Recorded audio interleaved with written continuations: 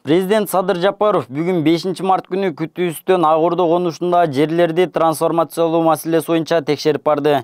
Эскерте кетсек, Ак Ордо конушунда 10 миңдеген адамдар жер көлүгү жоктугун президенттен кызыл китеп чыгарып берүүсүн өтүнүп, анда президент жашоочулардын суранычтарын гана аттандырып, 2022 жылы эл менен жолугушуусунда тиешелүү тараптарга документ иштерин бүткөрүү боюнча тапшырмаларды берген. Кимде эгерде коррупцияга аралашып, ошо коррупция жерден акча жейин деп, мына райондун жетекчилери көбүнчө кылган экен, госрегистр кылган экен, кадастр, архитектор, мына ушулардын баары, акимдер дагы аралашып кеткен мурдакы. Ошонун бардыгына иш териштирүү иштери жүрүп, анан сотко барат, сотто жетип, сотто маселеңер чечилет.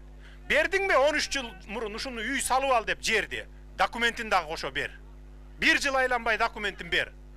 А бербесең анда жазага тартыл. Анда мыйзамсыз бердиңби, анда значит жазага тартылыш керек. А элди кыйнабай паспорту менен кызыл китебин бергиле, тех паспорту менен.